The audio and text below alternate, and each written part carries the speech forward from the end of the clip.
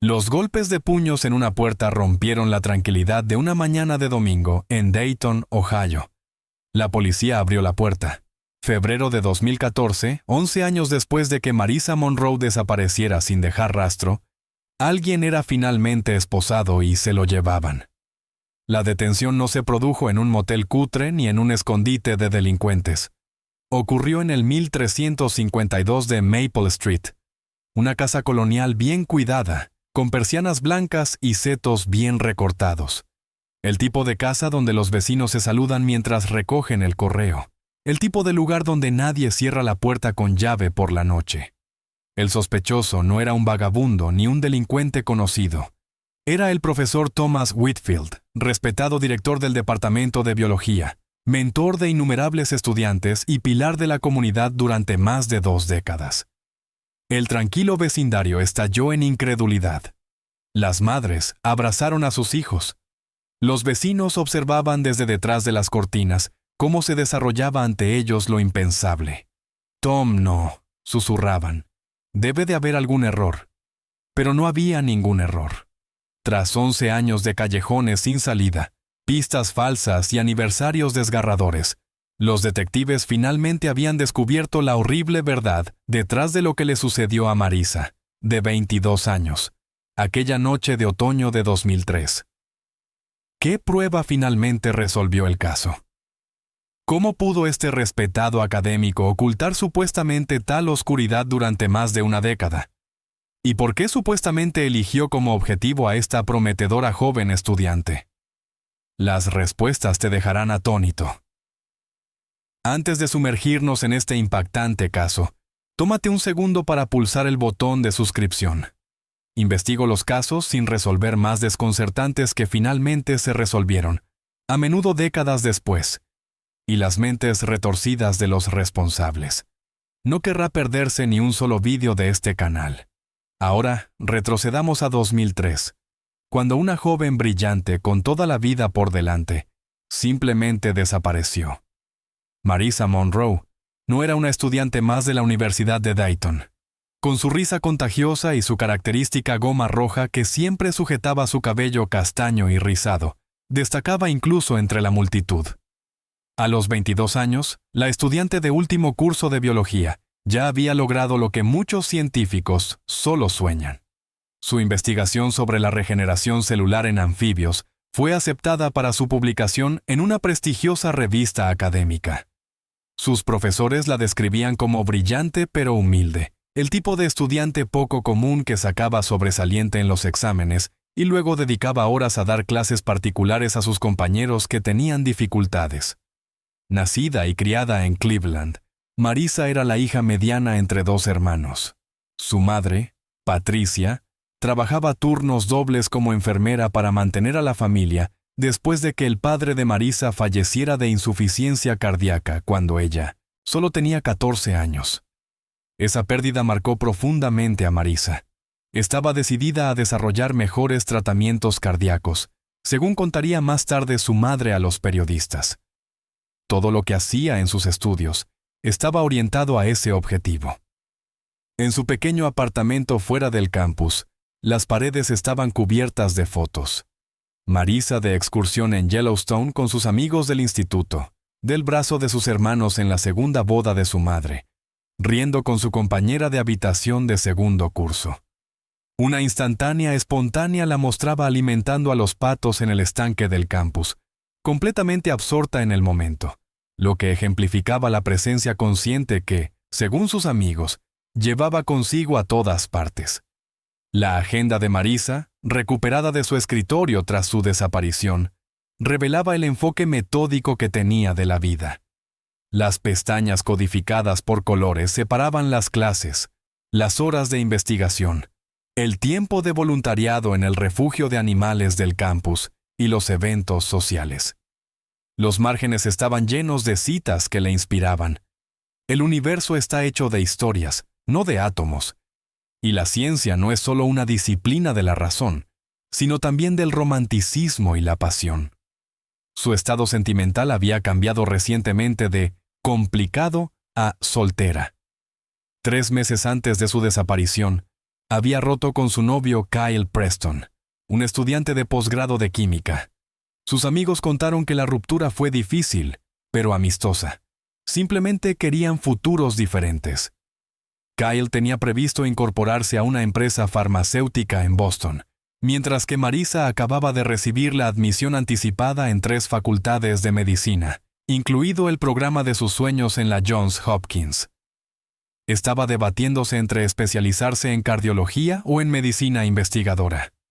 Su asesora académica, la doctora Sarah Williams, lo señaló. En cualquier caso, iba a cambiar vidas. El día en que Marisa desapareció comenzó con total normalidad. Las imágenes de las cámaras de seguridad del edificio de ciencias la mostraban llegando a las 7:43 de la mañana, con un café en la mano, saludando al guardia de seguridad con la cabeza, como siempre hacía. Asistió a sus clases matutinas, se detuvo en la biblioteca para devolver una pila de libros y se reunió con su mejor amiga, Rachel Turner, para almorzar en su tienda de sándwiches favorita fuera del campus. Parecía completamente normal. Rachel le dijo más tarde a los detectives que estaba emocionada por terminar su tesis y habló de organizar una pequeña fiesta de graduación. Nada parecía fuera de lo normal. A las 3:15 p.m., Marisa dirigió un grupo de estudio para estudiantes de primer año de biología. James Harmon, de 20 años, fue una de las últimas personas en verla en un acto oficial. Se quedó hasta tarde, ayudándome a entender la división celular. Siempre se esforzaba al máximo por todos. Las cámaras de vigilancia la captaron saliendo del campus a las 5:22 p.m., deteniéndose brevemente para acariciar a un Golden Retriever atado fuera de la librería del campus. Luego caminó hasta la tienda de comestibles local, donde los recibos muestran que compró ingredientes para hacer sopa casera, una botella de vino blanco y comida para su gato, Clover. A las 5:47 p.m., un vecino la vio entrar en su edificio de apartamentos aproximadamente a las 6:15 p.m. Llevaba bolsas de la compra en la mano, auriculares puestos, y parecía no tener ninguna preocupación. Saludó con la mano a la señora Abernathy, la anciana que vivía al otro lado del pasillo, y que a menudo horneaba galletas para los estudiantes del edificio. A las 7:03 p.m., Marisa llamó a Rachel para confirmar su sesión de estudio más tarde esa noche. Dijo que estaba preparando sopa y que se reuniría conmigo en el laboratorio alrededor de las 9:00 p.m. para repasar nuestra presentación del día siguiente, relató Rachel, con la voz quebrada durante los interrogatorios policiales. Parecía estar completamente bien, incluso feliz. Ese fue el último contacto verificado que alguien tuvo con Marisa Monroe. Cuando llegaron las 9:00 p.m. y Marisa no apareció ni respondió a los mensajes y llamadas cada vez más preocupados de Rachel, algo que nunca había sucedido antes, Rachel se dirigió al apartamento de Marisa. Las luces estaban encendidas. La puerta estaba abierta. La sopa seguía cocinándose a fuego lento en la estufa, pero Marisa había desaparecido. Clover, la gata, arañaba frenéticamente la ventana, inusualmente agitada. Había medio vaso de vino sobre la mesa de centro. La televisión estaba reproduciendo una reposición de Friends, la serie favorita de Marisa, que veía religiosamente todos los jueves por la noche. Su teléfono móvil seguía cargándose en la encimera de la cocina. Sus llaves, su cartera y el spray de pimienta, que su madre insistía en que llevara consigo, seguían en su bolso, junto a la puerta. Todo indicaba que Marisa se había ausentado momentáneamente y tenía intención de volver, pero nunca lo hizo. Durante los 11 años siguientes, la pregunta de qué le había ocurrido a Marisa Monroe atormentó a la comunidad de Dayton, a su familia y a los investigadores asignados a su caso. ¿Por qué una joven brillante, con tanto futuro y hábitos tan cuidadosos, simplemente desaparecería? ¿Quién podría querer hacer daño a alguien que todos describían como amable, brillante y considerada? La verdad, cuando finalmente salió a la luz 11 años después, sacudiría a la comunidad hasta sus cimientos. ¿Habías oído hablar antes de este caso? ¿O quizá de otro similar en tu ciudad natal? Cuéntamelo en los comentarios. Casos como el de Marisa suelen pasar desapercibidos a nivel nacional, pero dejan profundas cicatrices en las comunidades locales. Jueves, 16 de octubre de 2003, 7:26 p.m. El viento otoñal sacudía las ventanas del tercer piso del 1900 apartamento de Marisa mientras la oscuridad se apoderaba de Dayton. Los informes meteorológicos confirmarían más tarde que la temperatura había bajado a unos inusuales 38 grados esa noche. Se había instalado un frente frío que traía consigo una llovizna brumosa que difuminaba las luces de la calle y dejaba patrones brillantes en el pavimento. Dentro del apartamento 3B, Marisa removía su sopa de verduras casera, una receta que le había enseñado su abuela. El aroma del tomillo y el romero inundaba la pequeña cocina. Se había puesto ropa cómoda después de volver de la tienda de comestibles. Unos pantalones de chándal grises de la Universidad de Dayton y una sudadera azul con capucha de gran tamaño. Se había recogido el pelo con su característica goma roja, ligeramente húmedo por la ducha rápida. 7:31 p.m. Los registros telefónicos de Marisa muestran que envió un mensaje de texto a su madre. Preparación de la presentación esta noche. Te llamo mañana. Te quiero. Patricia Monroe se aferraría más tarde a estas últimas palabras mundanas de su hija, analizándolas en busca de cualquier indicio de angustia o presagio, pero no había ninguno. 7:42 p.m. Las imágenes de seguridad del vestíbulo del edificio captaron al repartidor de pizzas entregando un pedido en el apartamento 2A. Las mismas imágenes mostraban que nadie entró ni salió por la entrada principal del edificio durante ese tiempo. Sin embargo, los investigadores descubrirían más tarde que la salida de emergencia trasera tenía un sistema de alarma defectuoso y se podía utilizar sin activar ninguna alarma. 7:58 p.m. El ordenador portátil de Marisa muestra que se conectó a su cuenta de correo electrónico de la universidad y descargó varios artículos de investigación sobre células madre cardíacas. El último documento se abrió a las 8:02 p.m. Un archivo adjunto del profesor Thomas Whitfield con comentarios sobre el borrador de su tesis. El correo electrónico había llegado ese mismo día con el asunto urgente. Por favor, revísalo antes de nuestra reunión de mañana. 8:15 p.m. Rachel Turner, sentada en el laboratorio de la universidad, esperando a que Marisa llegara para su sesión de estudio, envió el primero de lo que se convertirían en mensajes de texto cada vez más preocupantes. Hola, ¿vas a venir al laboratorio? He comprado café. Este mensaje se envió al teléfono de Marisa, pero nunca se leyó. 8:23 p.m. Rachel llamó a Marisa por primera vez. La llamada se desvió directamente al buzón de voz después de sonar 6 veces. Hola, soy yo. ¿Te has quedado dormida? Se supone que tenemos que terminar las diapositivas esta noche. Llámame. 8:37 p.m. Rachel volvió a llamar varias veces a las 8:42 p.m. y a las 8:51 p.m., 8:55 p.m. Un vecino del apartamento 3A, Michael Grayson, declaró más tarde que había oído lo que parecía ser algo pesado cayendo en el apartamento de Marisa. En ese momento no le dio mucha importancia, pensando que Marisa había dejado caer un libro de texto o había tirado algo. Casi llamé a su puerta para ver si todo iba bien, le dijo a la policía. Ojalá lo hubiera hecho. 99. 300 p.m. Cada vez más preocupada, Rachel recogió sus cosas del laboratorio y decidió ir andando al apartamento de Marisa. La lluvia se había intensificado y se refugió bajo su paraguas durante los 15 minutos que tardó en cruzar el campus. Intentó llamar 2 veces más durante el trayecto. Ninguna de las 2 llamadas obtuvo respuesta. 9:18 p.m. Rachel llegó al edificio de Marisa empapada a pesar de su paraguas. Las imágenes de las cámaras de seguridad la muestran sacudiendo el paraguas en el vestíbulo, con una expresión claramente preocupada mientras revisaba repetidamente su teléfono. 9:20 p.m.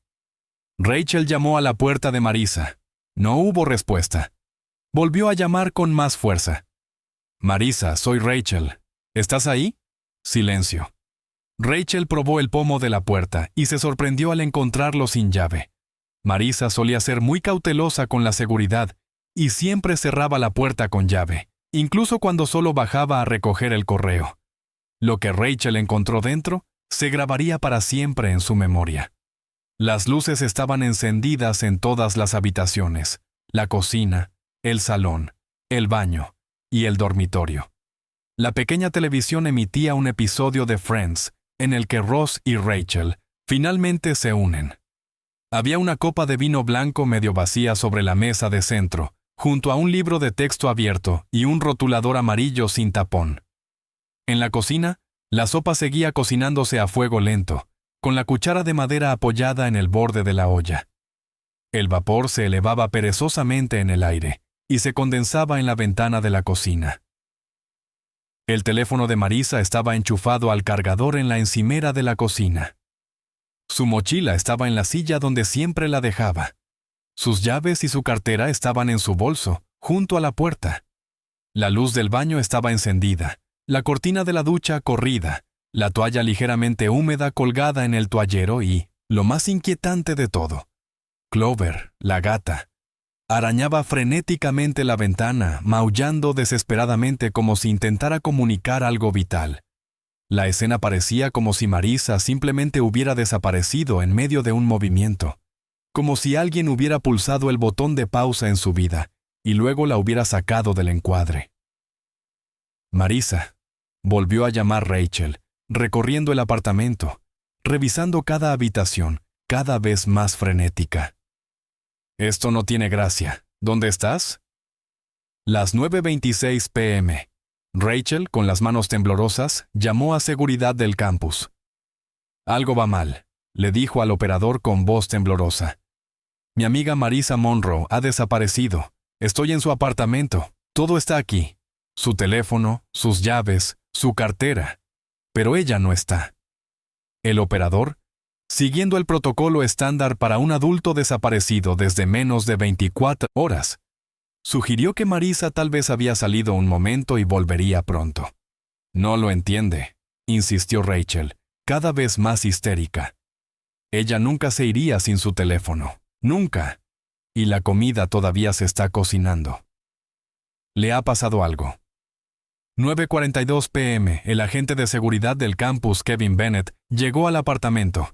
Las imágenes de las cámaras de seguridad lo muestran entrando en el edificio y dirigiéndose al 3B, indicado por el encargado nocturno. El agente Bennett realizó un examen superficial del apartamento y observó que nada parecía alterado, ni sugería que hubiera habido una pelea. ¿Estás segura de que no mencionó que iba a salir?, le preguntó a Rachel. Quizás con otra amiga. Rachel negó con la cabeza enfáticamente. Teníamos planes de encontrarnos en el laboratorio de Nangai. Estaba preparando sopa y luego vendría. Me habría enviado un mensaje si los planes hubieran cambiado, y nunca dejaría su teléfono. Nunca. 10:15 p.m. El agente Bennett, ahora lo suficientemente preocupado como para elevar el caso, se puso en contacto con el departamento de policía de Dayton. 10:38 p.m. Los detectives Sarah Lamont y Marcus Rodríguez llegaron al apartamento de Marisa, dando inicio oficialmente a lo que se convertiría en uno de los casos de personas desaparecidas más desconcertantes de Dayton. Los detectives notaron de inmediato varios detalles preocupantes que el oficial Bennett había pasado por alto. Había una pequeña mancha marrón en el marco de la puerta, que más tarde se confirmó que era sangre. La sangre de Marisa. La ventana del dormitorio estaba abierta a pesar del frío. Y lo más revelador, el spray pimienta de Marisa, que su madre había confirmado que llevaba siempre consigo, había sido utilizado. Se encontraron restos del irritante químico en la alfombra del salón. Sin duda, algo había sucedido en el apartamento 3B. 11:20 p.m. Los detectives llamaron a Patricia Monroe a Cleveland. El informe oficial señala que el detective Lamont habló con la señora Monroe durante 17 minutos, explicándole que Marisa había desaparecido en circunstancias sospechosas. A medianoche, Patricia Monroe había cargado su coche y había emprendido el viaje de 3 horas a Dayton, llamando a sus hijos para que se reunieran con ella allí. Por la mañana, la noticia se había extendido por todo el campus. 17 de octubre de 2003, 7:30 a.m. El noticiario matutino local emitió su primera noticia sobre la desaparición. Estudiante de la Universidad de Dayton desaparecida en circunstancias misteriosas. El reportero se encontraba frente al edificio de apartamentos de Marisa, donde la policía había acordonado la entrada con cinta. Marisa Monroe, de 22 años, estudiante de último curso de biología, aparentemente desapareció de su apartamento la noche anterior, explicó el reportero. La policía pide a cualquier persona que tenga información que se ponga en contacto con ellos. 8:45 a.m. El rector de Mossam, la universidad, emitió un comunicado en el que instaba a los estudiantes a desplazarse en parejas y a actuar con precaución. Se desplegó personal de seguridad adicional por todo el campus. Las clases continuaron, pero la asistencia fue escasa, ya que una sensación de temor se apoderó de la universidad. 9:15 a.m. Se formó espontáneamente el primer grupo de búsqueda. Estudiantes y profesores se reunieron en el patio, organizándose en grupos para peinar el campus y los barrios circundantes. El profesor Thomas Whitfield, director de tesis de Marisa, se situó al frente, coordinándose con la seguridad del campus para garantizar que se cubrieran todas las zonas. Era una de nuestras estrellas más brillantes, dijo a un periodista local, con la voz entrecortada. Vamos a encontrarla. 11:30 a.m. Patricia Monroe llegó a Dayton, con el rostro marcado por el miedo y el agotamiento. La llevaron directamente a la comisaría, donde proporcionó a los investigadores fotos, historiales médicos e información detallada sobre los hábitos y las relaciones de su hija. Patricia insistió en que no se iría sin más. Algo le había pasado a su hija. Al mediodía, el rostro de Marisa aparecía en todas las pantallas de televisión de Dayton. Su desaparición había captado la atención de la comunidad como pocos casos lo habían hecho antes. Quizás fuera por su evidente promesa y potencial. Quizás fuera por la inquietante naturaleza de la escena en su apartamento, donde todo estaba en su sitio excepto la propia Marisa. O quizás fuera por la creciente conciencia de que no se trataba de un caso de una estudiante universitaria que se había marchado impulsivamente. Era algo siniestro. La policía amplió la búsqueda para incluir la zona boscosa detrás del campus, utilizando unidades caninas entrenadas para rastrear el olor humano. Los perros llevaron a los agentes al aparcamiento del campus oeste antes de perder el rastro, lo que sugería que Marisa podría haber sido trasladada de la zona en un vehículo. 6.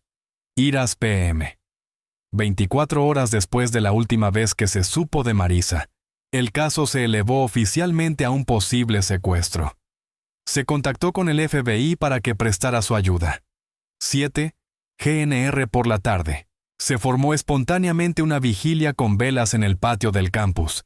Cerca de 2,000 estudiantes, profesores y miembros de la comunidad se reunieron, sosteniendo luces titilantes contra la oscuridad que ya había caído 2 veces desde la desaparición de Marisa. Rachel Turner, aún en estado de shock, se dirigió a la multitud. Marisa es la persona más amable que conozco. Ha ayudado a todas las personas que ha conocido.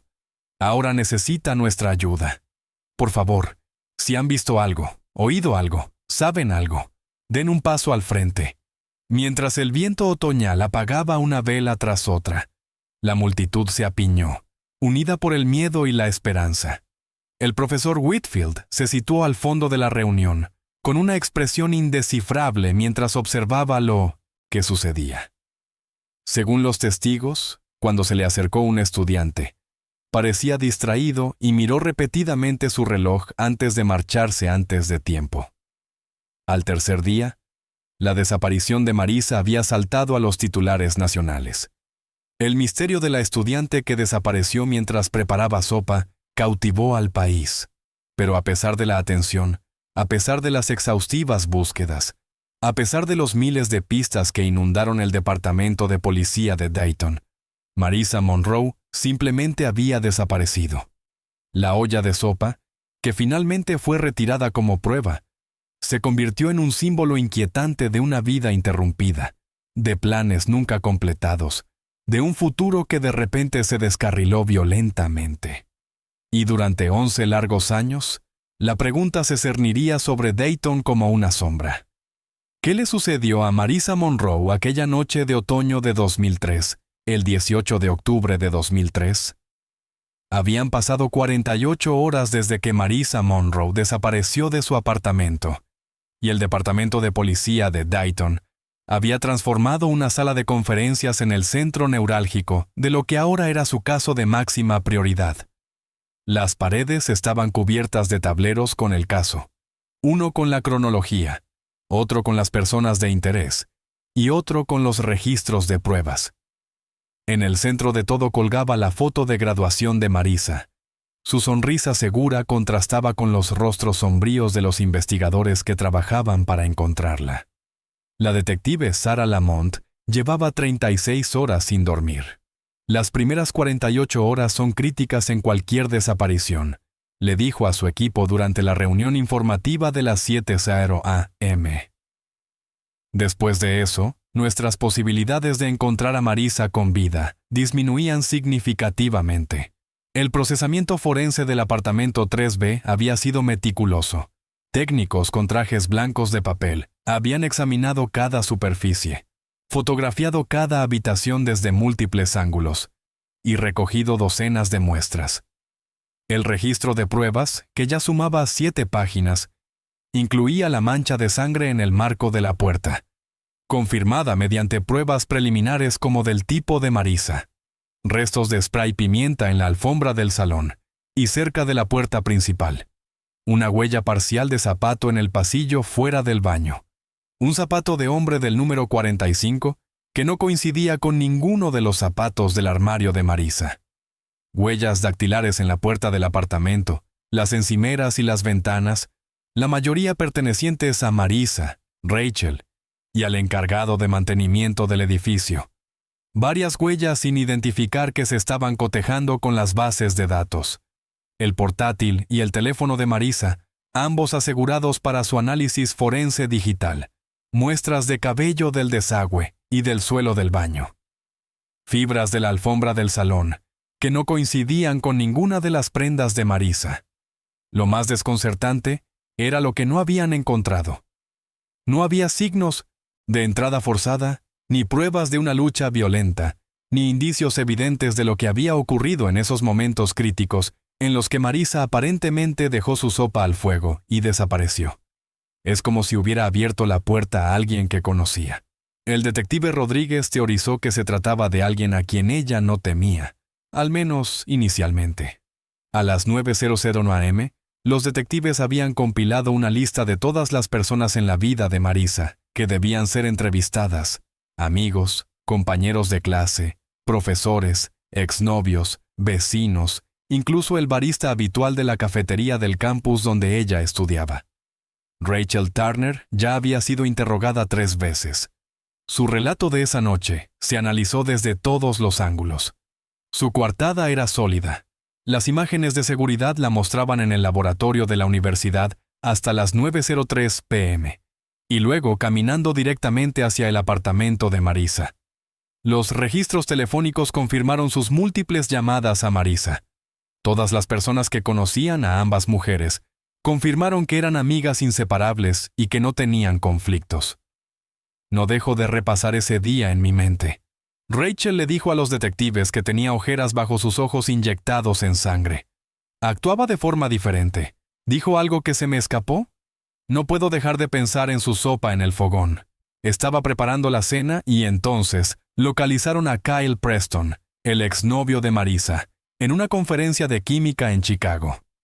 Los registros del aeropuerto y varios testigos confirmaron que llevaba allí desde el miércoles, por lo que era físicamente imposible que estuviera involucrado. Los registros telefónicos no mostraban ningún contacto entre él y Marisa durante las 2 semanas anteriores a su desaparición. Terminamos de forma amistosa, explicó él por videoconferencia, visiblemente conmocionado por la noticia. Marisa es brillante y amable. Todo el mundo la quería. No puedo imaginar que alguien quisiera hacerle daño. El vecino que informó haber oído algo caer, Michael Grayson, fue entrevistado 2 veces. Su historia siguió siendo coherente. Un golpe sordo procedente del apartamento de Marisa alrededor de las 8:55 p.m., pero nada que le pareciera lo suficientemente alarmante como para investigar. Pensé que se le había caído un libro, repitió, con la culpa grabada en su rostro. Si hubiera llamado a su puerta. El sábado por la tarde, los investigadores habían recopilado una lista de todas las personas que habían entrado o salido del edificio de apartamentos entre las 7:00 p.m. y las 10 p.m. del jueves por la noche. La mayoría estaban localizados. Residentes que regresaban del trabajo o de cenar, el repartidor de pizzas, un trabajador de mantenimiento que terminaba una reparación en el sótano. Pero había un intervalo de 20 minutos en las imágenes de seguridad del vestíbulo, desde las 8:40 p.m. hasta las 9 p.m. El sistema se reinicia ocasionalmente, explicó el administrador del edificio. Ocurre cada pocos días. Un momento terrible. La salida de emergencia trasera con su alarma defectuosa se convirtió en el centro de la investigación. Las unidades CATA 9 rastrearon el olor de Marisa desde su apartamento por la escalera de emergencia hasta el aparcamiento trasero, donde el rastro se enfrió. Se tomaron moldes de las huellas de los neumáticos en el suelo ablandado por la lluvia detrás del edificio, pero los resultados no fueron concluyentes. Demasiados vehículos habían pasado por allí desde el jueves por la noche. A las 4:00 p.m., el detective Lamont recibió el análisis preliminar del teléfono y el ordenador portátil de Marisa. Su última acción conocida había sido revisar los comentarios del profesor Whitfield sobre su tesis. Su correo electrónico no contenía nada sospechoso, solo comunicaciones rutinarias con profesores, amigos y familiares. Su calendario mostraba la sesión de estudio prevista con Rachel a las 9:00 p.m. La búsqueda en su historial de navegación reveló un interés reciente en los centros de investigación cardíaca de todo el país, en consonancia con sus planes profesionales. Nada indicaba que tuviera intención de marcharse o que temiera a alguien. Sus cuentas bancarias no mostraban ninguna actividad inusual, y sus tarjetas de crédito no se habían utilizado desde que compró comida el jueves por la noche. Para el sábado por la noche, la investigación se había ampliado para incluir entrevistas con los profesores de Marisa. La mayoría expresó su conmoción y preocupación, ofreciendo la misma imagen de una estudiante dedicada y brillante con un futuro prometedor. El profesor Whitfield, su director de tesis, parecía particularmente afectado. «No puedo creer que esto esté pasando», dijo a los detectives, pasándose las manos por su cabello canoso. Le envié mis comentarios sobre el borrador de su tesis esa misma tarde. Estaba haciendo un trabajo innovador sobre la regeneración celular.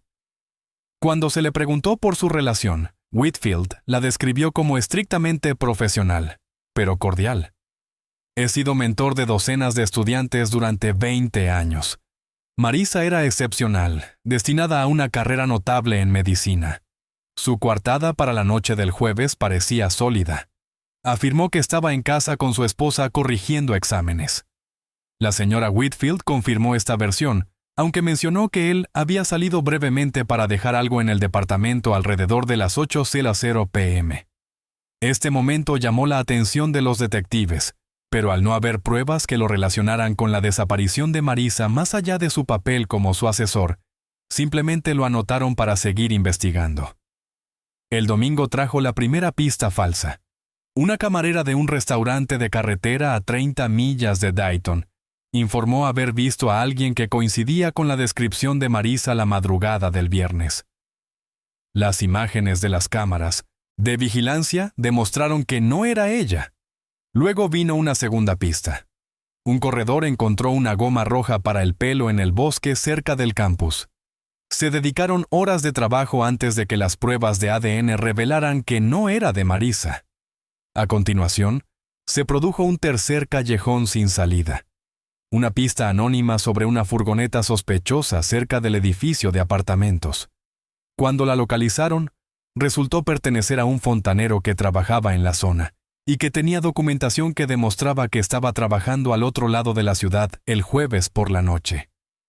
Si estás siguiendo de cerca esta investigación, tómate un segundo para darle al botón Me gusta ahora mismo. Ayudará a otros a encontrar este vídeo. Y créeme, los giros y vueltas de este caso se vuelven aún más sorprendentes a medida que avanzamos. Además, cada Me gusta me motiva a cubrir más casos sin resolver como este. El lunes por la mañana, Patricia Monroe apareció en la televisión nacional pidiendo información sobre su hija. Marisa lo es todo para nuestra familia, dijo con la voz quebrada. Por favor, si saben algo, den un paso al frente. Solo queremos que vuelva a casa. El FBI se había unido oficialmente a la investigación, aportando recursos y experiencia adicionales. Su unidad de análisis del comportamiento elaboró un perfil preliminar de lo que podría haber ocurrido. Parece tratarse de un secuestro selectivo, más que de un delito aleatorio, explicó la agente del FBI Rebecca Foster. Es probable que el autor conociera los horarios y hábitos de Marisa. La ausencia de resistencia sugiere que o bien conocía a su secuestrador, o bien fue tomada por sorpresa.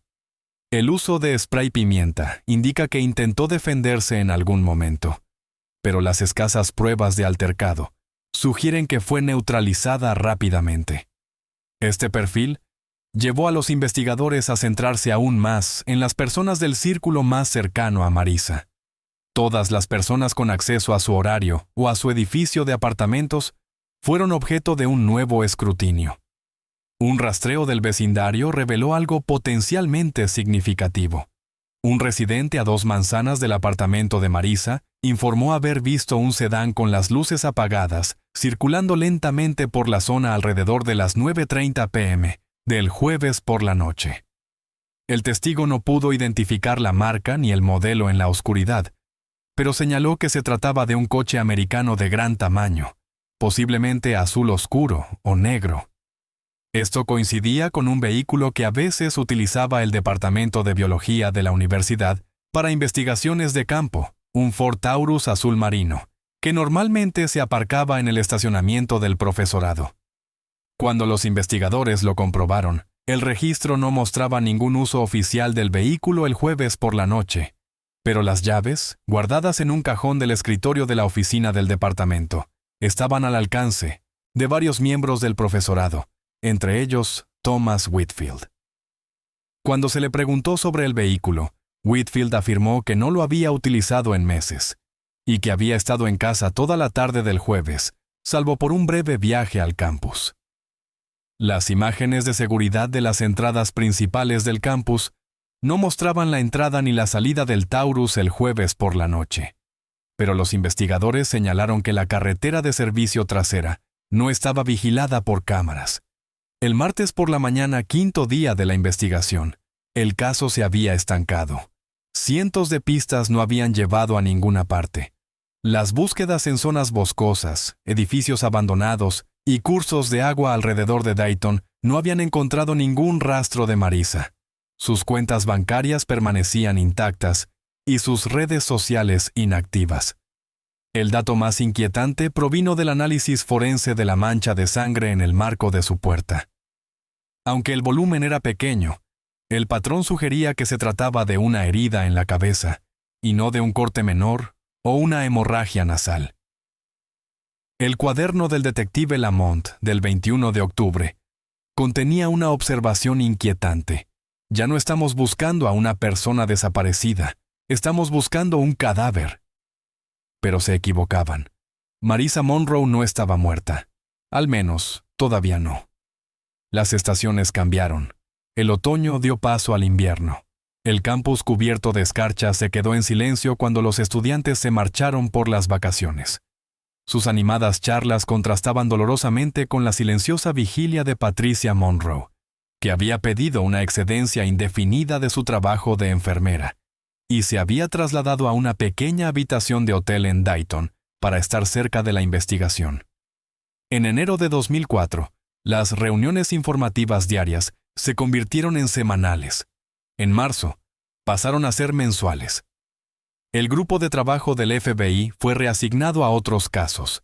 Las furgonetas de los medios de comunicación que abarrotaban la calle frente al departamento de policía disminuyeron y luego desaparecieron.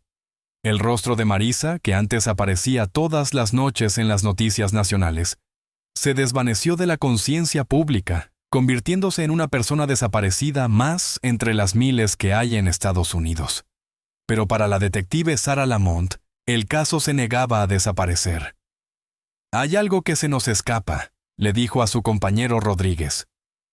Una noche de abril de 2004, 6 meses después de la desaparición, se sentaron rodeados de los expedientes del caso, las fotos y la cronología, que ya les resultaban muy familiares. Alguien sabe lo que le pasó. Todas las pistas prometedoras se habían evaporado. El Taurus azul marino pertenecía al departamento de biología, pero un exhaustivo examen forense no reveló nada que lo relacionara con la desaparición de Marisa.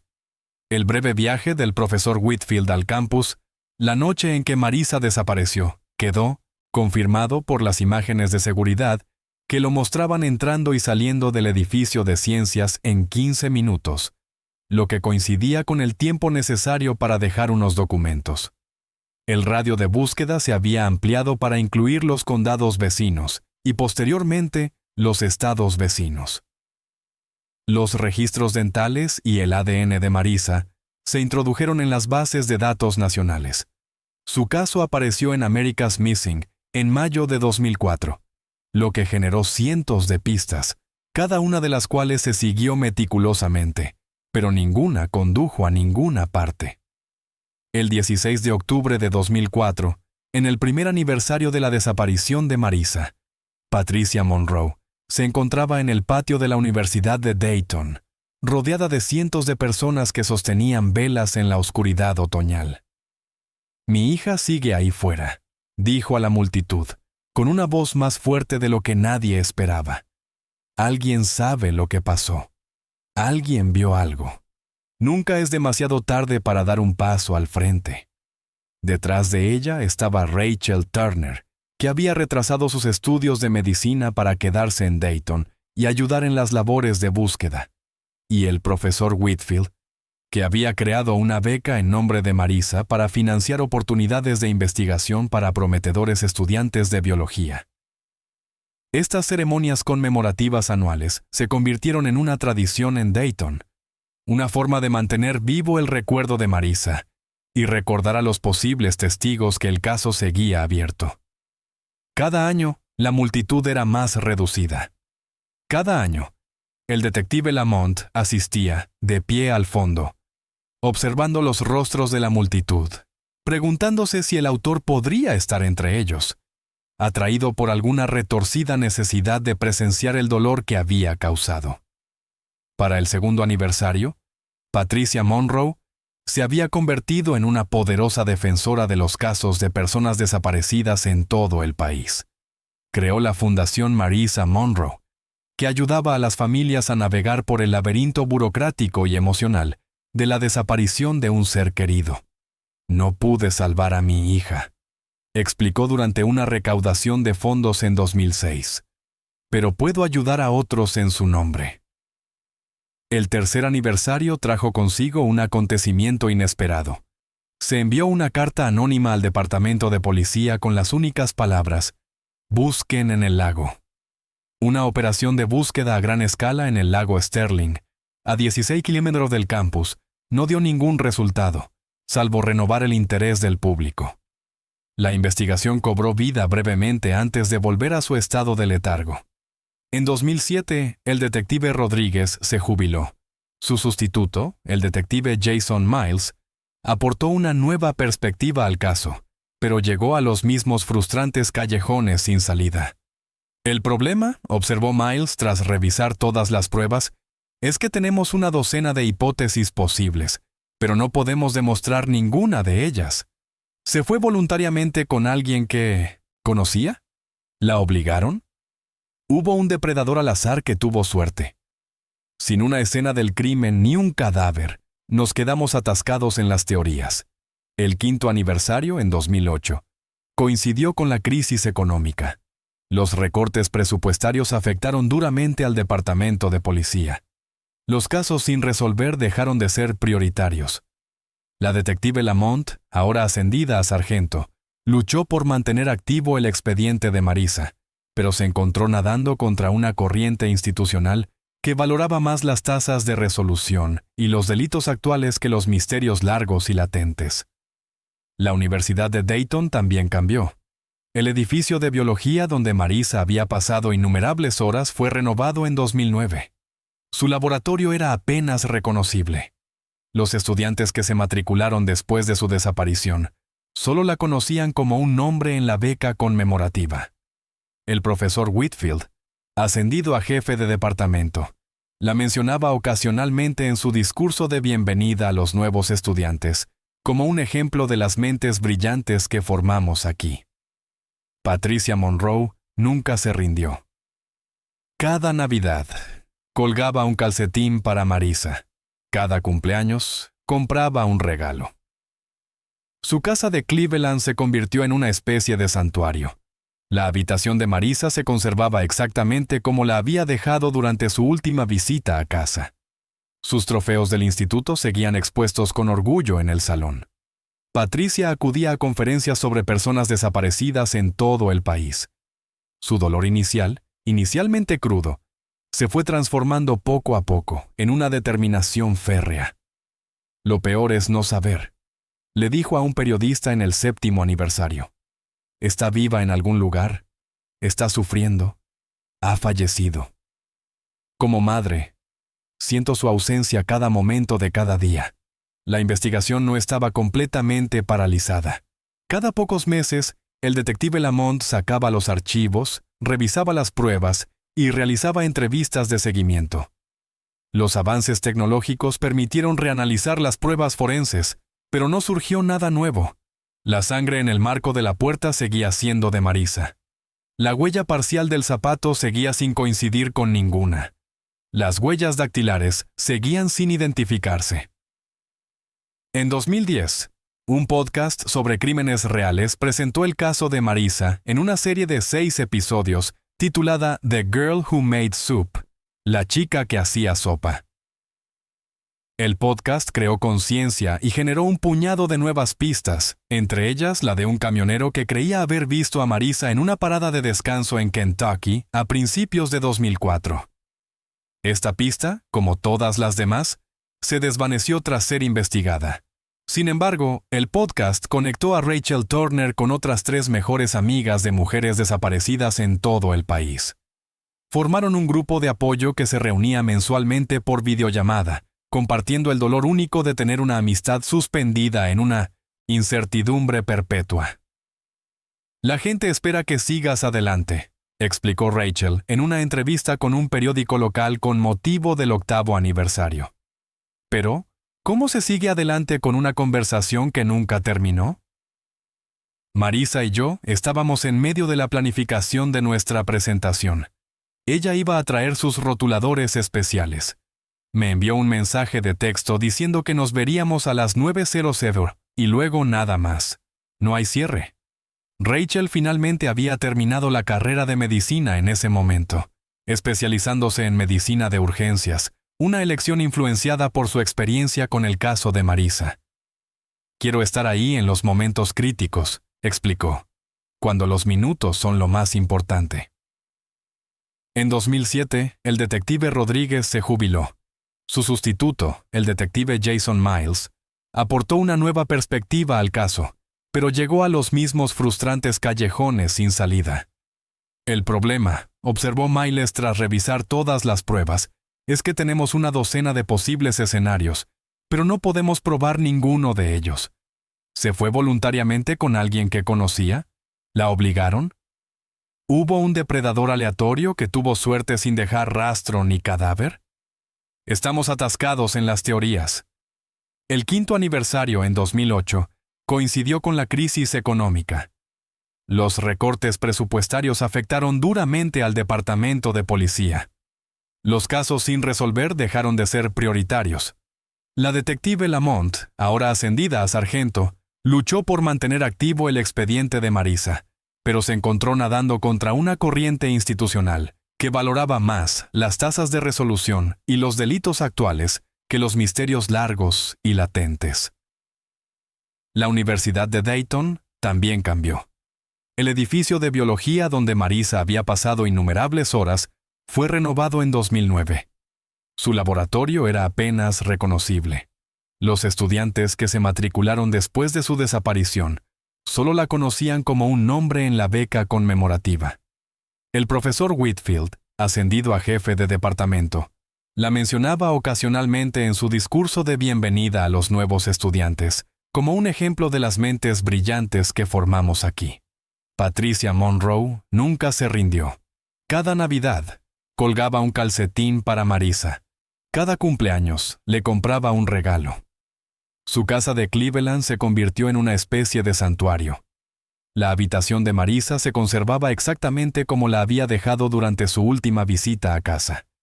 Sus trofeos del instituto seguían expuestos con orgullo en el salón. Patricia acudía a conferencias sobre personas desaparecidas en todo el país.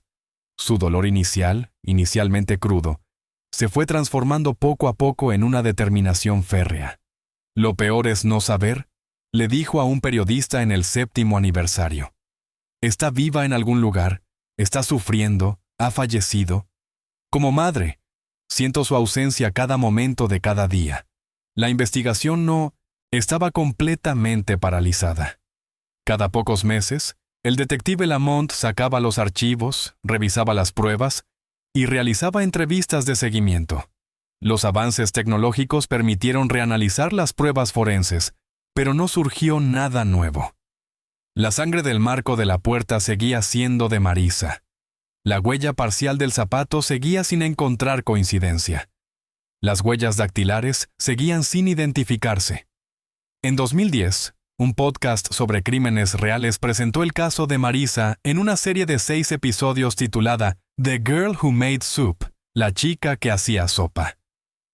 El podcast creó conciencia y generó un puñado de nuevas pistas, entre ellas la de un camionero que creía haber visto a Marisa en una área de descanso en Kentucky a principios de 2004. Esta pista, como todas las demás, se desvaneció bajo escrutinio. Sin embargo, el podcast conectó a Rachel Turner con otras 3 mejores amigas de mujeres desaparecidas en todo el país. Formaron un grupo de apoyo que se reunía mensualmente por videollamada, compartiendo el dolor único de tener una amistad suspendida en una incertidumbre perpetua. La gente espera que sigas adelante, explicó Rachel en una entrevista con un periódico local con motivo del 8º aniversario. Pero, ¿cómo se sigue adelante con una conversación que nunca terminó? Marisa y yo estábamos en medio de la planificación de nuestra presentación. Ella iba a traer sus rotuladores especiales. Me envió un mensaje de texto diciendo que nos veríamos a las 9:00 y luego nada más. No hay cierre. Rachel finalmente había terminado la carrera de medicina en ese momento, especializándose en medicina de urgencias. Una elección influenciada por su experiencia con el caso de Marisa. Quiero estar ahí en los momentos críticos, explicó.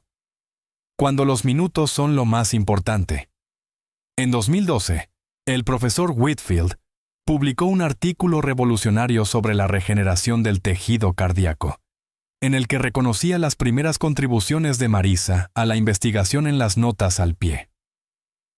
El artículo recibió una gran atención en los círculos científicos, lo que consolidó aún más su reputación como investigador líder en el campo. Ese mismo año, la Unidad de Análisis Conductual del FBI revisó el caso como parte de un estudio sobre personas desaparecidas desde hacía mucho tiempo. Señalaron varios aspectos inusuales, como la falta de motivación económica o personal para que Marisa desapareciera voluntariamente, la ausencia del cadáver a pesar de las exhaustivas búsquedas y la naturaleza altamente controlada del aparente secuestro. Este caso presenta características de un delito planificado más que oportunista. Su informe concluyó que el autor probablemente conocía personalmente a la víctima y tenía un gran autocontrol. Las escasas pruebas sugieren que se trata de alguien con una inteligencia superior a la media, que se tomó su tiempo para estudiar las contramedidas forenses. En 2013, Cuando se cumplió el 10º aniversario, el caso de Marisa había adquirido casi carácter mítico en Dayton. Los estudiantes de secundaria locales escribieron ensayos sobre ella para las clases de criminología. El banco cerca del estanque del campus donde solía alimentar a los patos se dedicó a su memoria. Una pequeña placa de bronce con la inscripción Marisa Monroe. Siempre curiosa, siempre añorada.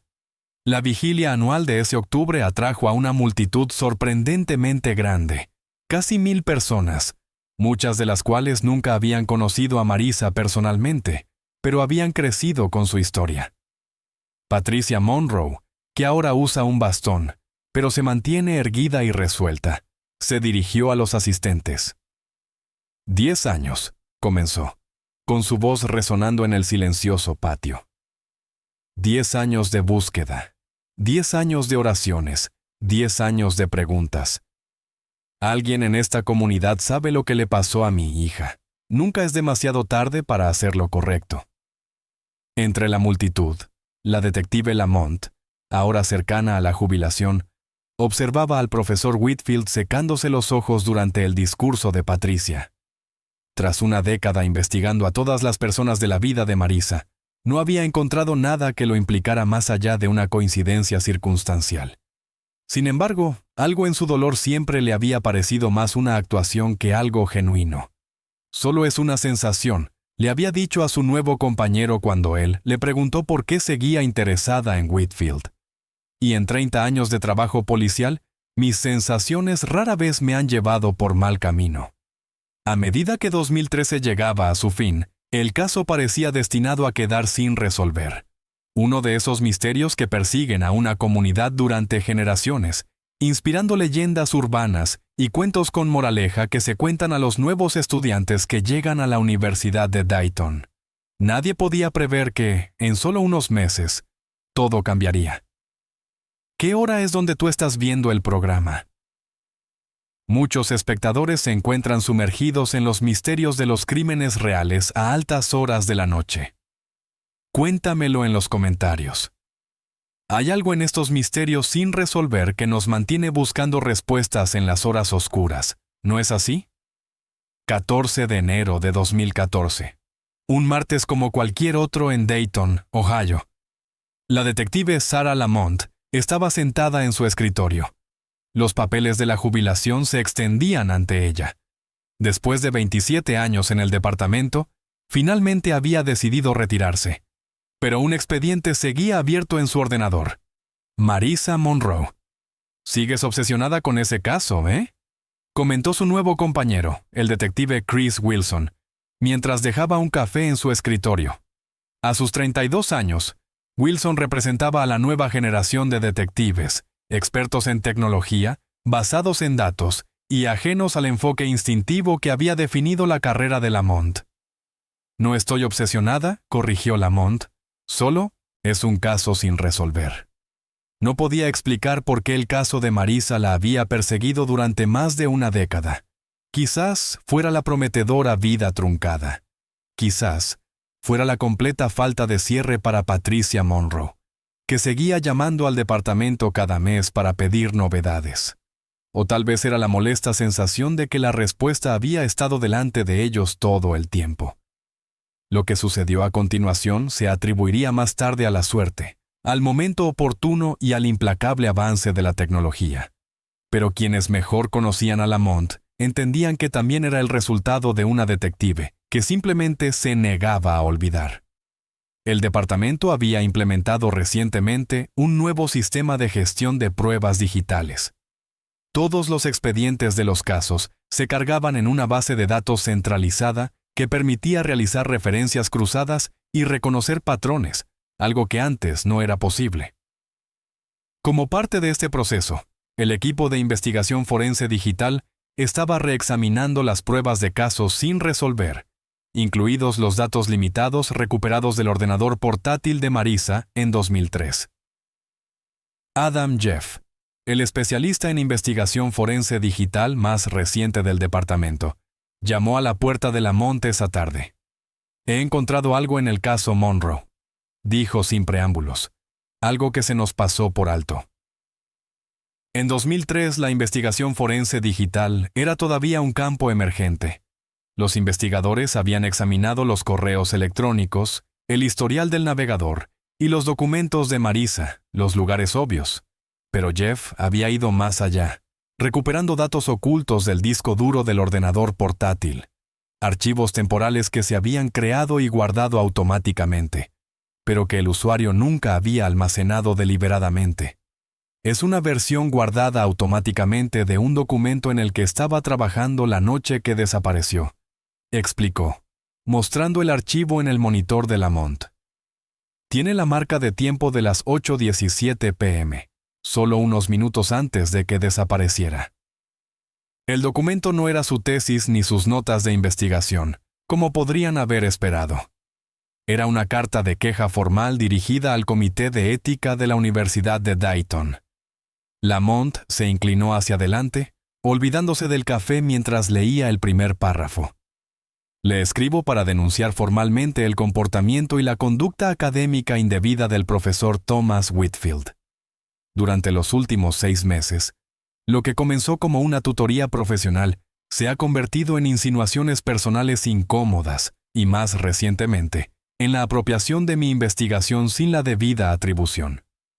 La carta continuaba detallando casos concretos, tocamientos no deseados durante las sesiones de laboratorio, mensajes de texto nocturnos sin relación con lo académico, sugerencias de que sus futuras recomendaciones dependerían de su cooperación.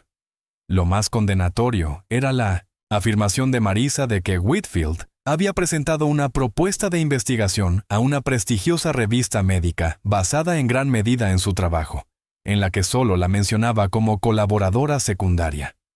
Iba a denunciarlo, susurró Lamont. A la mañana siguiente, hay más, dijo Jeffrey, desplazándose hacia abajo. Tenía pruebas.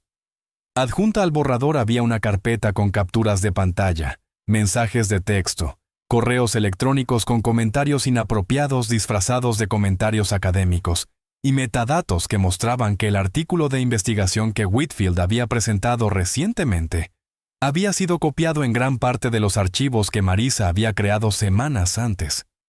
Estaba reuniendo munición, observó el detective Wilson, ahora de pie detrás de ellos, construyendo un caso irrefutable contra él. De repente, todo encajaba perfectamente. Whitfield había enviado a Marisa comentarios sobre su tesis esa tarde. Comentarios que ella había abierto a las 8:02 p.m. Quizás esos comentarios contenían algo que la empujó a presentar su denuncia. Quizás había decidido finalmente que ya era suficiente. Y entonces, en algún momento entre las 8:17 p.m., cuando guardó este borrador, y las 9:20 p.m., cuando Rachel encontró su apartamento vacío, Marisa había desaparecido. Tenemos que examinar la investigación de Whitfield después de su desaparición, dijo Lamont, mientras ya buscaba su teléfono. Todo lo que había publicado desde 2003. A medianoche, el panorama se había vuelto devastadoramente claro.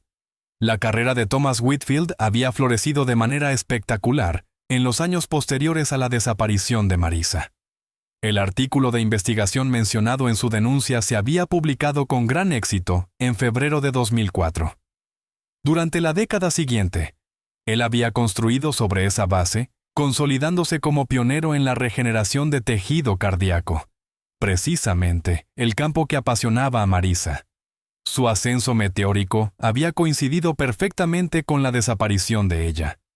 Le robó su investigación, resumió Wilson, y luego le robó la vida. Pero las sospechas no eran pruebas, necesitaban más. La investigación se aceleró, operando con la urgencia de un caso nuevo, en lugar de uno sin resolver desde hacía 11 años. El juez Martínez firmó las órdenes de registro a las 6:00 a.m. de la mañana siguiente. A las 7:00 a.m., los especialistas en informática forense estaban haciendo copias de seguridad del ordenador de Whitfield en la universidad, de los dispositivos de su casa y de sus cuentas en la nube. El registro de la oficina de Whitfield en la universidad no reveló nada inusual. El ordenador de su casa no contenía búsquedas ni comunicaciones incriminatorias. Su coartada para esa noche de 2003, estar en casa con su esposa, excepto por un breve viaje al campus, seguía intacta. El avance provino de una fuente inesperada. Una cuenta secundaria de 1980, almacenamiento en la nube vinculada al correo electrónico de la Universidad de Whitfield, pero que no se utilizaba para el trabajo actual. Adam Jeff descubrió que contenía archivos que se remontaban a 2003, incluida una carpeta cifrada con una contraseña que sus sistemas tardaron 3 días en descifrar. En su interior había un diario, no físico, sino un registro digital de pensamientos, miedos y confesiones que abarcaban más de una década. La entrada más antigua estaba fechada el 16 de octubre de 2003, a las 11:42 p.m. No se suponía que fuera a pasar así. Ella amenazó todo por lo que he trabajado. Dijo que me denunciaría mañana. Afirmaría que le robé sus ideas cuando ella solo es una estudiante que se basa en mi investigación. Solo quería hacerla entrar en razón, hacerle entender cómo funcionan las cosas en el mundo académico. Se puso histérica, usó ese spray. Reaccioné instintivamente. El ruido cuando cayó. El diario continuaba describiendo cómo él entró en pánico y utilizó el Taurus del Departamento de Biología para transportar su cuerpo inconsciente a una remota cabaña de caza que su familia había poseído durante generaciones en las estribaciones de los Apalaches, a más de 110 kilómetros de Dayton. La propiedad no estaba a su nombre, sino al de su difunto padre, lo que explicaba por qué nunca había aparecido en la investigación inicial. Según sus escritos, Marisa había recuperado la conciencia durante el trayecto. Hubo una pelea. El diario se vuelve más fragmentado en este punto, pero la implicación es clara. Lo que comenzó como un intento de razonar con ella, había terminado con su muerte. Las entradas posteriores documentaban su meticulosa limpieza del apartamento y el coche, su cuidadosa eliminación de las pruebas, su paranoia durante la investigación y su calculada decisión de involucrarse visiblemente en la conmemoración de Marisa para parecer por encima de toda sospecha. Lo más inquietante eran las entradas que abarcaban varios años, que mostraban cómo había construido sistemáticamente su carrera sobre la base de la investigación robada a ella, mientras se hacía pasar por un mentor afligido. En cuestión de horas, se ejecutaron múltiples órdenes de registro. Se localizó la cabaña remota y los equipos forenses se desplazaron a la propiedad. Whitfield, ajeno a estos acontecimientos, estaba impartiendo su habitual seminario de biología avanzada del martes por la mañana, cuando los detectives Lamont y Wilson entraron en su aula. «Profesor Thomas Whitfield», anunció Lamont, sintiendo el peso de 11 años en cada palabra. «Queda detenido por el secuestro y asesinato de Marisa Monroe». Los alumnos observaron en silencio atónitos cómo el distinguido profesor era esposado y sacado de la sala, mientras su reputación, cuidadosamente construida, se derrumbaba a su alrededor. En la cabaña, los investigadores encontraron lo que habían buscado durante más de una década: pruebas forenses. A pesar de los esfuerzos de Whitfield por limpiar la escena, el luminol reveló rastros de sangre que coincidían con el ADN de Marisa. El radar de penetración en el suelo identificó una alteración en el terreno detrás de la cabaña, y allí, enterrados bajo un grupo de pinos, estaban los restos de Marisa. Patricia Monroe recibió la llamada que tanto había temido y necesitado durante 11 años. «La hemos encontrado», dijo el detective Lamont con delicadeza. «Y hemos encontrado al responsable». El examen forense confirmó lo que sugería el diario de Whitfield. Marisa había sufrido una grave lesión en la cabeza, compatible con una caída contra una superficie dura durante una pelea. Estaba viva cuando la llevaron a la cabaña. Se determinó que la causa final de la muerte fue estrangulamiento. Ante las pruebas, la fachada que Whitfield había mantenido cuidadosamente se derrumbó. A cambio de evitar la pena de muerte, proporcionó una confesión completa, confirmando la narración revelada en su diario. Había entrado en pánico cuando Marisa amenazó con revelar su plagio académico y su comportamiento inapropiado. Lo que comenzó como un intento de intimidarla para que guardara silencio, se había convertido en violencia y luego en asesinato. Nunca tuve la intención de matarla, afirmó durante su confesión formal, pero no podía permitir que destruyera todo por lo que había trabajado. La comunidad académica se tambaleó ante la revelación. Una investigación de las obras publicadas por Whitfield confirmó un extenso plagio de la investigación original de Marisa. La prestigiosa carrera que había matado para proteger resultó estar construida sobre el robo y el engaño. En febrero de 2014, el profesor Thomas Whitfield fue acusado de asesinato en primer grado, secuestro y obstrucción a la justicia. Las pruebas eran abrumadoras. Su propio diario, los hallazgos forenses en la cabaña y su detallada confesión. Aceptó un acuerdo judicial de cadena perpetua sin posibilidad de libertad condicional. Para la detective Sarah Lamont, el caso que había marcado la última parte de su carrera finalmente se cerró. Aplazó su jubilación el tiempo suficiente para ver cómo se condenaba a Whitfield, para presenciar la digna declaración de Patricia Monroe ante el tribunal y para asistir al funeral de Marisa. Con 11 años de retraso, pero finalmente se había cerrado el caso.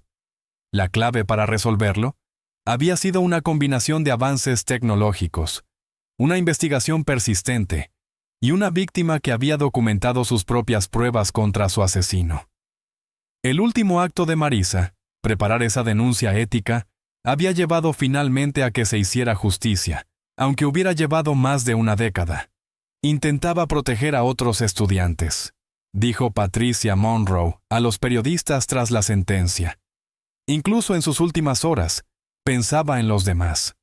Así era mi hija, siempre luchando por lo que era justo.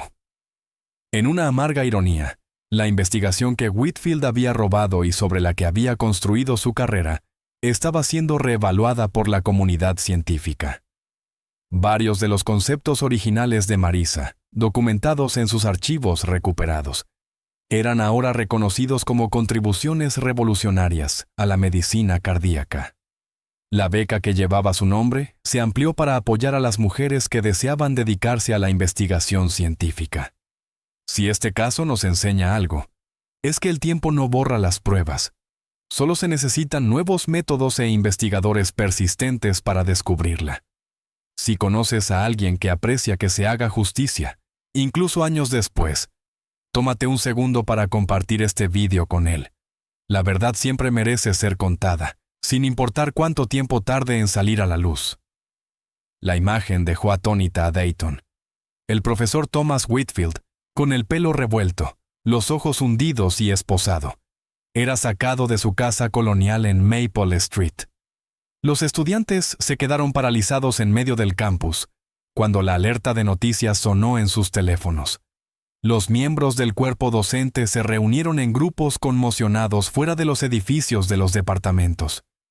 Los padres llamaron a sus hijos que estudiaban en la Universidad de Dayton, cuestionando de repente la seguridad de una institución en la que habían confiado. Nadie lo vio venir, ni sus colegas, ni sus alumnos, ni siquiera su esposa desde hacía 26 años. No puede ser Tom, era el estribillo que se repetía por todo el campus. Debe haber algún error. Para comprender la profundidad de la conmoción de la comunidad, hay que entender quién era Thomas Whitfield en Dayton. A sus 58 años, no era solo un profesor, era toda una institución. Hijo de un trabajador de una fábrica local y de una profesora de inglés de secundaria, Whitfield había crecido en Dayton, obtenido una beca para Harvard y regresado a su ciudad natal para construir lo que se convirtió en una carrera académica legendaria. La puerta de su oficina exhibía una colección de galardones. Premio a la Excelencia Docente 2001, 2007, 2012. Excelencia en la Investigación de la Fundación Nacional de Ciencias 2500-200. Ciudadano del Año de Dayton 2009.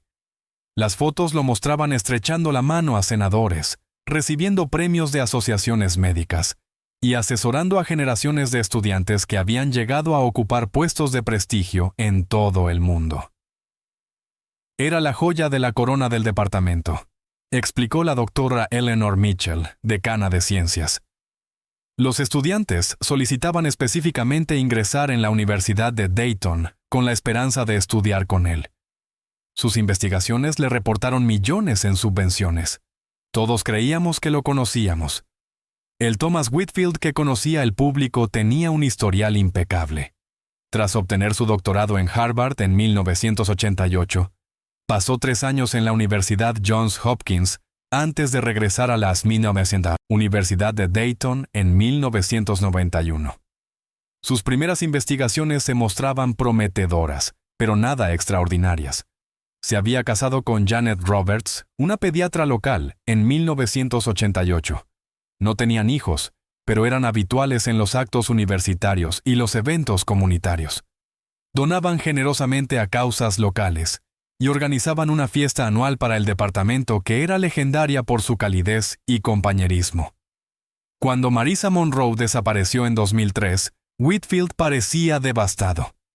Organizó equipos de búsqueda, habló con emoción en las vigilias y creó una beca en su nombre.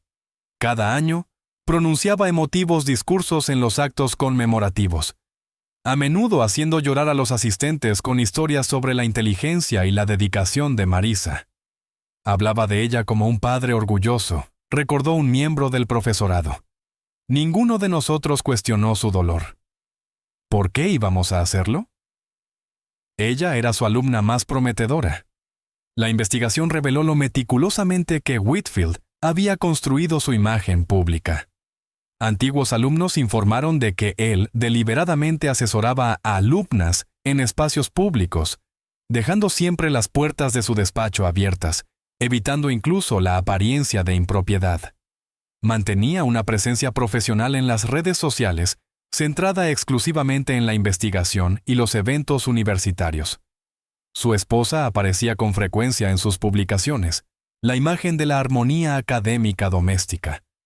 Pero había otro Thomas Whitfield, uno cuidadosamente oculto a la vista. En las semanas posteriores a su detención, los investigadores reconstruyeron un patrón inquietante. Marisa Monroe no había sido su primera víctima de comportamiento inapropiado, solo la primera en amenazar su carrera con la revelación de sus actos. Antiguas alumnas, ahora dispersas por todo el país, dieron a conocer historias que nunca habían compartido. Comentarios incómodos disfrazados de comentarios académicos. Proximidad física innecesaria durante las demostraciones de laboratorio. Sugerencias sutiles de que su futuro académico dependía de mantener buenas relaciones con él. Pensaba que solo me pasaba a mí. Una antigua alumna dijo a los investigadores: él era muy respetado y yo solo era una estudiante de segundo año. ¿Quién me habría creído? Lo más inquietante era cómo Whitfield había utilizado la desaparición de Marisa como arma para aislarse aún más de las sospechas. Al posicionarse como el mentor afligido, había creado una imagen irreprochable. ¿Quién sospecharía del profesor que había creado una beca en su nombre? ¿Quién cuestionaría al hombre que hablaba de forma tan conmovedora en las ceremonias en su memoria año tras año? Su diario digital reveló su enfoque calculado. 18 de abril de 2004. Hoy se cumplen 6 meses. Hablé del potencial de M, de su dedicación. Llevé fotos del laboratorio. Janet comentó después lo conmovida que estaba por mi evidente dolor, si supiera que era alivio. 16 de octubre de 2008. Hoy se cumplen 5 años. Este año hay menos gente. Patricia Monroe sigue asistiendo, sigue buscando. La detective Lamont me observó durante todo mi discurso. ¿Sospecha? No importa. La narrativa ya está establecida. El mentor devoto que llora la pérdida de su alumna. Nadie lo cuestiona. La investigación reveló cómo Whitfield había utilizado su posición en varios comités universitarios para acceder a los expedientes académicos de Marisa, a sus archivos de investigación e incluso a su cuenta de correo electrónico de la universidad tras su desaparición. Había recopilado sistemáticamente sus ideas, incorporándolas a su propio trabajo y cubriendo cuidadosamente sus huellas. No solo le robó la vida, diría más tarde Patricia Monroe. Le robó su mente, sus descubrimientos, sus futuras contribuciones a la ciencia. Construyó su reputación sobre lo que ella nunca llegó a completar. Quizás lo más impactante fue cómo Whitfield había permanecido a la vista durante toda la investigación. Había sido entrevistado en múltiples ocasiones, Había proporcionado muestras de ADN y había cooperado plenamente con los investigadores. Cuando el caso se enfrió, expresó el nivel adecuado de decepción. Cuando surgieron nuevas pistas, mostró la cantidad adecuada de esperanza y expectación. Su esposa, Janet Whitfield, se derrumbó al conocer la verdad. Su matrimonio había sido la piedra angular de su respetable imagen. Los investigadores determinaron que ella no tenía conocimiento de sus crímenes, otra víctima de su elaborado engaño. Compartimentó su vida por completo, explicó la psicóloga forense doctora Rebecca Hansen. Su personalidad académica, su matrimonio, su participación en la comunidad, todo ello eran fachadas cuidadosamente mantenidas. Debajo de ellas se escondía un hombre capaz de quitar una vida para proteger su reputación y luego utilizar ese mismo crimen para mejorar su posición en la comunidad. Es un nivel de engaño calculado, que rara vez se ve fuera de la psicopatía clínica. La reacción de la comunidad ante el arresto de Whitfield pasó de la incredulidad inicial a una profunda traición. Los estudiantes que lo admiraban se sintieron violados. Sus colegas cuestionaron cada interacción que habían tenido con él. Los padres exigieron respuestas a la administración de la universidad sobre cómo un depredador así había pasado desapercibido durante tanto tiempo. Se escondía en el centro de atención. El detective Lamont lo explicó en una rueda de prensa. La mayoría de los depredadores evitan llamar la atención. Whitfield la buscaba, pero controlaba su dirección. Creó una narrativa tan convincente que cuestionarla parecía casi un sacrilegio. Las pruebas en su contra resultaron abrumadoras. Más allá de su detallado diario y los hallazgos forenses en la cabaña, los investigadores descubrieron que había guardado la goma roja de Marisa, el que llevaba la noche en que desapareció, escondido en una caja cerrada con llave en el taller de su sótano, como un trofeo. El detective Wilson explicó: los depredadores en serie suelen guardar objetos relacionados con sus víctimas. A medida que se difundía la noticia de su detención, la profunda sensación de traición se extendió más allá de Dayton. Las revistas no científicas comenzaron a revisar sus trabajos publicados. Los comités académicos le retiraron los premios. Sus antiguos alumnos se preguntaron si sus propios trabajos habían sido apropiados.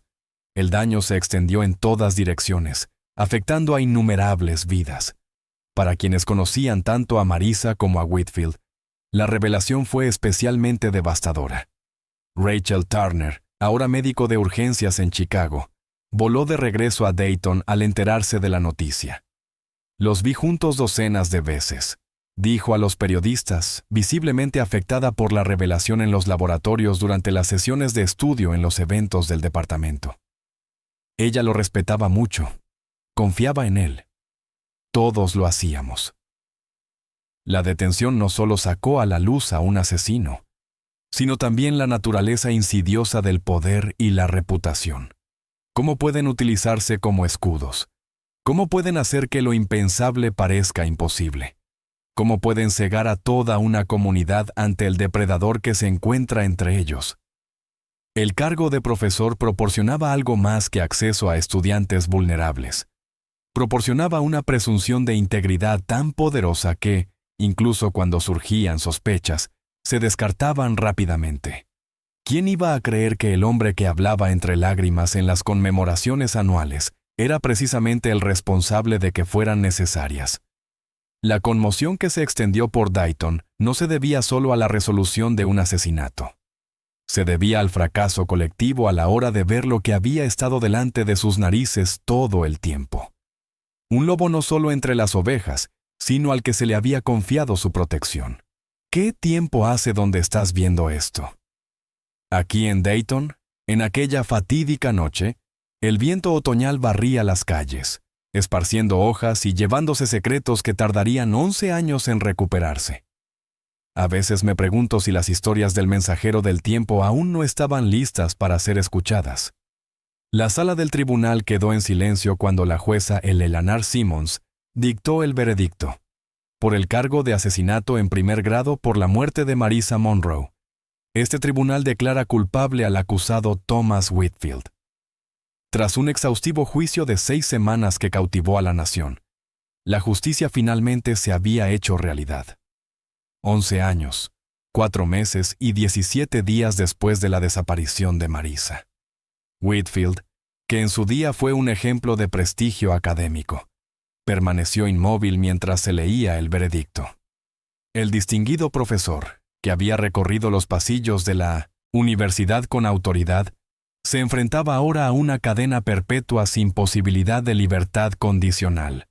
La acusación, basada en nuevas pruebas de ADN, análisis forenses digitales y las condenatorias entradas del diario de Whitfield, resultó insuperable para la defensa. Para la familia Monroe, el veredicto supuso una compleja mezcla de alivio y renovado dolor. «Por fin tenemos respuestas», dijo Patricia Monroe, madre de Marisa, con la voz quebrada mientras se dirigía a los periodistas fuera del juzgado. «Pero no hay nada que celebrar. Nada nos devolverá a nuestra hija». A su lado, los hermanos de Marisa, que habían puesto sus vidas en suspenso durante el juicio, se limitaron a asentir con la cabeza, con el peso de 11 años visiblemente grabado en sus rostros. La audiencia de sentencia reveló todo el alcance del engaño calculado de Whitfield. El juez Simmons citó su extraordinaria traición a la confianza y su total falta de remordimiento como factores agravantes. «Usted utilizó su posición de autoridad para aprovecharse de una estudiante que confiaba en usted», declaró, y luego aprovechó su prestigio en la comunidad para evadir la justicia durante más de una década. El impacto del caso se extendió mucho más allá de la sala del tribunal. En la Universidad de Dayton, los administradores se enfrentaron a difíciles preguntas sobre la supervisión institucional. Una investigación independiente reveló que 3 alumnas habían presentado denuncias informales sobre el comportamiento de Whitfield entre 1998 y 2002, pero ninguna de ellas había dado lugar a investigaciones formales. El rector de la universidad anunció reformas radicales en los procedimientos de denuncia y creó la beca de investigación Marisa Monroe Memorial para mujeres que desean seguir una carrera científica.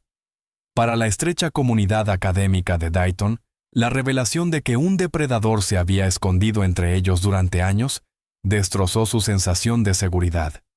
«Cenábamos en su casa», recordó la doctora Sarah Williams, antigua asesora académica de Marisa. «Nuestros hijos jugaban juntos. El Tom Whitfield que creíamos conocer nunca existió». El caso llevó a muchos a cuestionar su criterio y su capacidad para reconocer las señales de alerta. El psicólogo forense Dr. Marcus Chen, que evaluó a Whitfield tras su condena, identificó un patrón clásico de trastorno narcisista de la personalidad combinado con rasgos psicopáticos. Whitfield mostraba las características distintivas de la compartimentación, explicó el Dr. Chen. Mantenía una imagen pública cuidadosamente construida, al tiempo que separaba completamente su comportamiento delictivo. Este cortafuegos psicológico le permitía funcionar como 2 personas distintas: el respetado profesor y el depredador. El aspecto más inquietante de la psicología de Whitfield era cómo había utilizado la desaparición de Marisa como arma para promover su propia carrera y reputación. Al posicionarse como el mentor afligido, creó la tapadera perfecta. El Dr. Chen señaló: cada muestra pública de dolor reforzaba su imagen como alguien por encima de toda sospecha, al tiempo que le permitía revivir y mantener el control sobre su crimen. La esposa de Whitfield durante 30 años solicitó el divorcio inmediatamente después de su detención. Sus 2 hijos adultos cambiaron sus apellidos y se mudaron. Las víctimas secundarias de delitos violentos a menudo se enfrentan a decisiones imposibles, señaló la defensora de las víctimas Teresa González. Deben reconciliar a la persona que amaban con actos inimaginables. Rachel Turner, que había descubierto el apartamento vacío de Marisa aquella fatídica noche, encontró cierto cierre en el veredicto. Ahora, como médica de urgencias, creó una beca para mujeres que ingresan en la Facultad de Medicina, llamada así en honor a su amiga. Marisa quería salvar vidas, dijo Rachel en la presentación de la beca. A través de este programa, seguirá haciéndolo. La comunidad científica emprendió el doloroso proceso de separar la investigación robada de Whitfield de su trabajo legítimo. Un panel de expertos revisó meticulosamente sus publicaciones, devolviendo a Marisa el mérito por sus ideas innovadoras sobre la regeneración del tejido cardíaco. En una reivindicación agridulce, su tesis de licenciatura, recuperada de los archivos de la universidad, fue publicada póstumamente en la revista de Medicina Regenerativa, con su nombre como única autora. La detective Sarah Lamont, que se había negado a dejar que el caso quedara sin resolver, pospuso su jubilación el tiempo suficiente para ver que se hiciera justicia. Algunos casos te llegan al alma, reflexionó en su ceremonia de jubilación. Algo en la desaparición de Marisa nunca me pareció bien. Las pruebas siempre apuntaban a alguien que se escondía a plena vista. Para Patricia Monroe, la resolución trajo respuestas, pero no paz.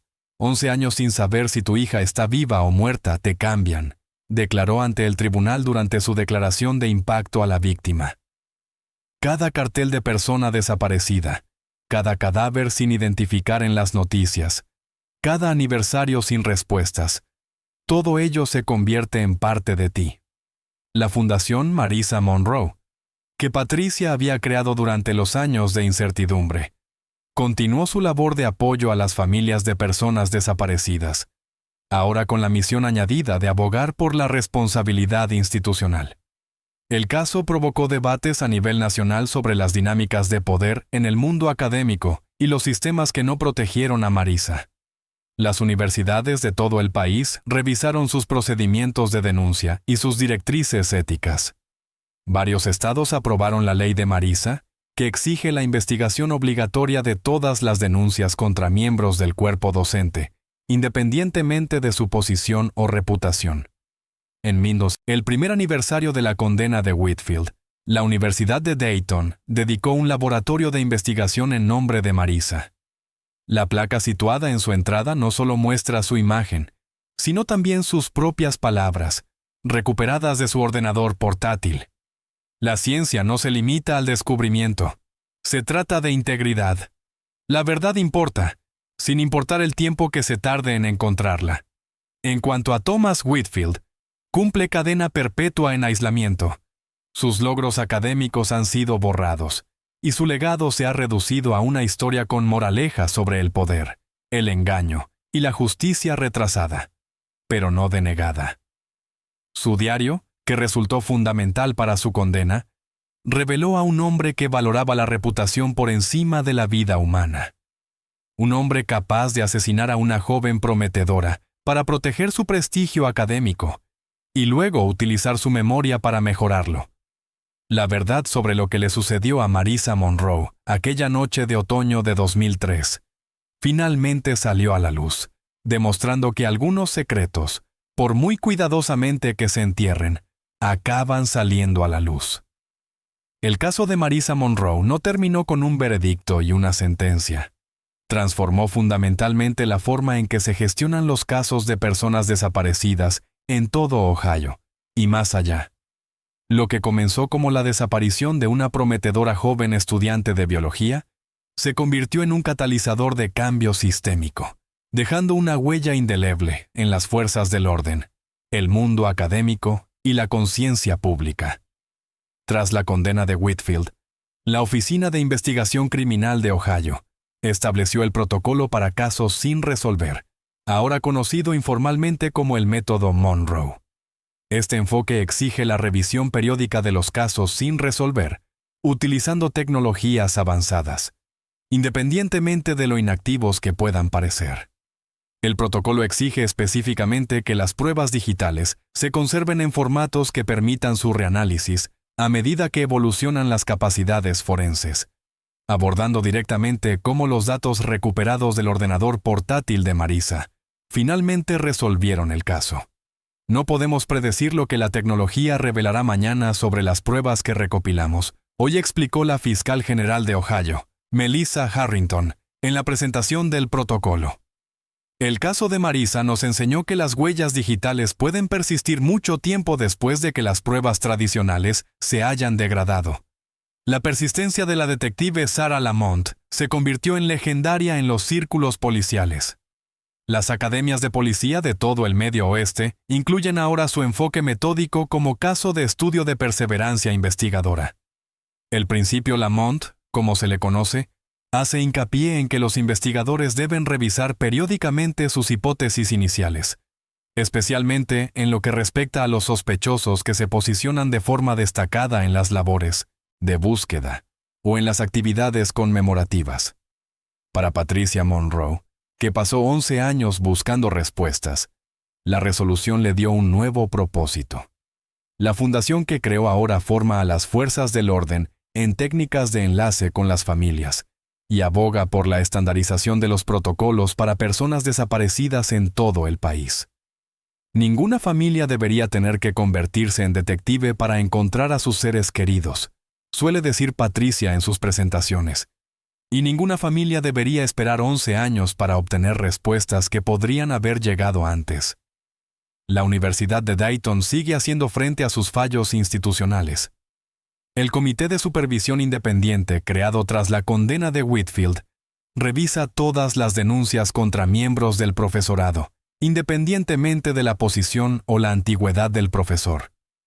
La conferencia anual sobre ética Marisa Monroe reúne en el campus a voces destacadas en materia de responsabilidad académica, lo que garantiza que las futuras generaciones de estudiantes comprendan la importancia de la transparencia institucional.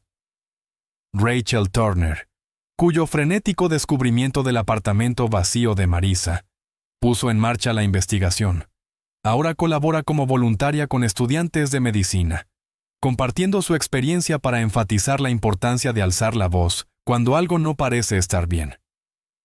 Confíen en sus instintos, les dice. Marisa sabía que algo no estaba bien en el comportamiento de Whitfield. Se estaba preparando para denunciarlo. Su valentía en ese momento acabó conduciendo a la justicia, aunque ella no viviera para verlo. Quizás el legado más profundo del caso de Marisa es cómo cambió la percepción pública de las investigaciones de personas desaparecidas. El caso demostró que el tiempo no necesariamente disminuye la posibilidad de resolución. A veces simplemente se requieren nuevas herramientas, perspectivas frescas y una determinación implacable para descubrir verdades que han estado ocultas a plena vista. La goma roja que una vez sujetaba el cabello castaño y rizado de Marisa mientras estudiaba, se ha convertido en un símbolo de recuerdo. Cada 16 de octubre, los estudiantes de la Universidad de Dayton usan gomas o cintas rojas para honrar su memoria y crear conciencia sobre la seguridad en el campus. El laboratorio de biología donde llevó a cabo su innovadora investigación lleva ahora su nombre, lo que garantiza que los futuros científicos conozcan su historia. Al final, el legado de Marisa Monroe trasciende la tragedia de su muerte. Su caso nos recuerda que la justicia, aunque a veces se retrase, no tiene por qué negarse. Demuestra cómo una sola vida y una sola muerte pueden catalizar cambios que protegen a innumerables personas.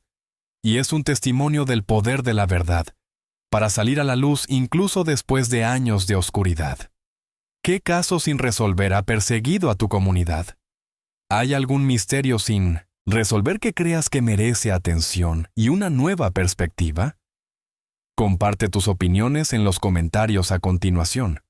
Tu sugerencia podría convertirse en nuestra próxima investigación, sacando a la luz casos que han permanecido en la sombra durante mucho tiempo. Porque, como demuestra la historia de Marisa, nunca es demasiado tarde para que la verdad salga a la luz.